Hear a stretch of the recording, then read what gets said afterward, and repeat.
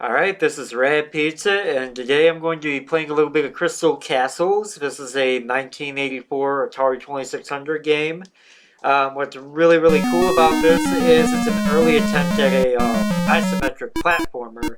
As you can see here, it kind of plays a little bit like Pac-Man. Your goal is basically to get all of these dashes or balls or crystals, whatever they are, and once you get all of them, you clear the floor and then you move on to the next. What's really weird is this game works a lot better with the joystick than it does a trackball, and I've heard arguments otherwise. I don't know.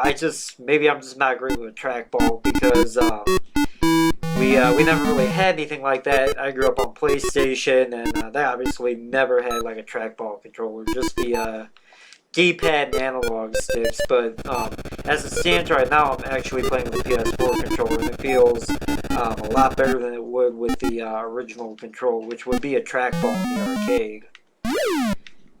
One thing I forgot, the button actually makes you jump, but the problem is it's a little hard to control where you go. Like, you can only jump in one direction. See, it got me caught there.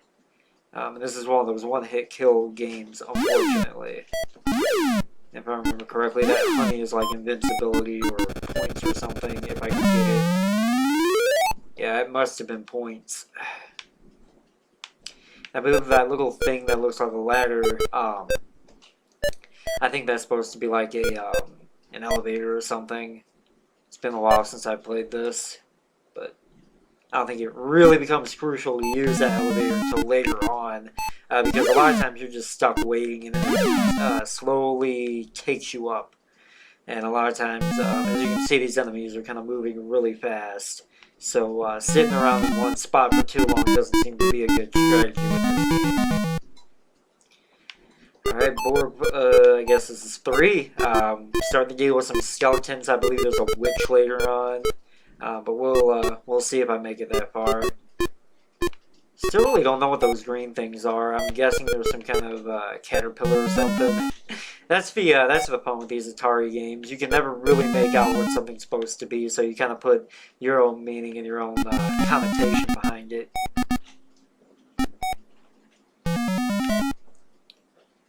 I forget, yeah, I guess he picks up the dots too, so whoever gets them first, you know.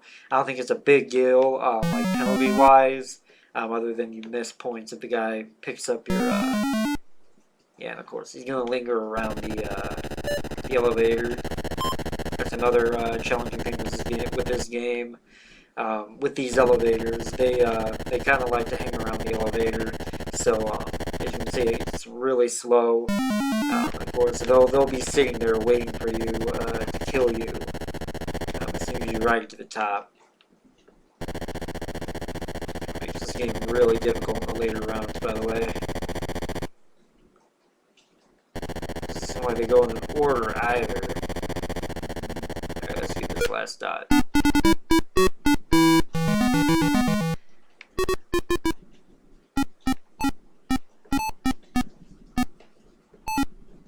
Okay, and yeah, there's a magic hat. That's pretty much the equivalent to the power pills in Pac-Man. You're invincible for a minute.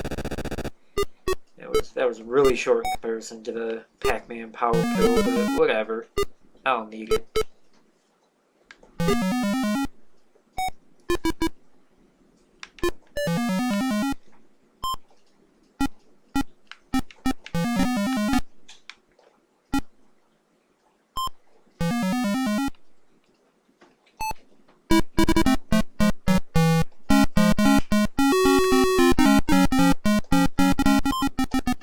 I should have picked up that hat, but we'll get to it.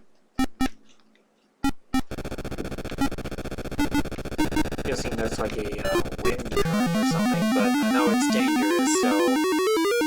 And I guess the, is that a tree or is it broccoli or whatever the fuck it is? It's, I guess immune to that, which is a bummer. Seems to be the fastest guy out of all of these. There we go.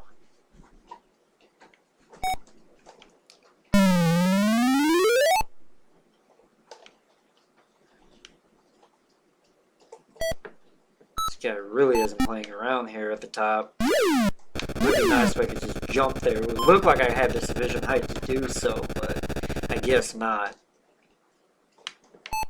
I'm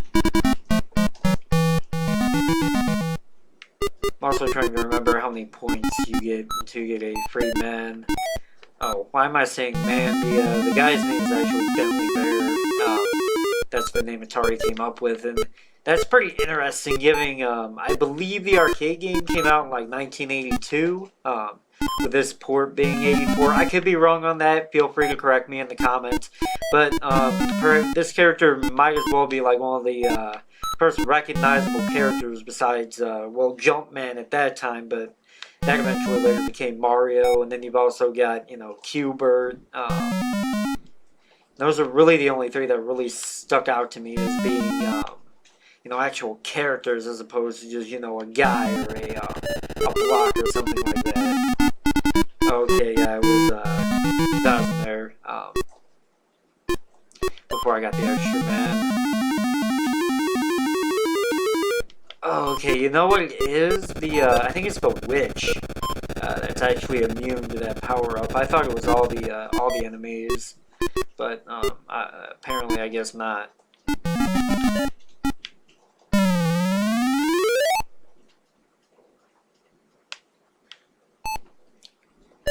Since it's my last guy, I guess trying to get the honey and boost my score is worth it if I can do it.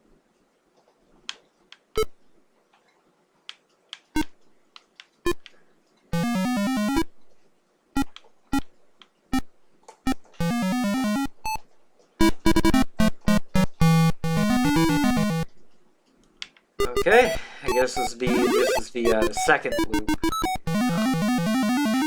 Okay, yeah, as I said there, you don't really kill the witch with that. But looks like I'm out of it, and that was Crystal Castles.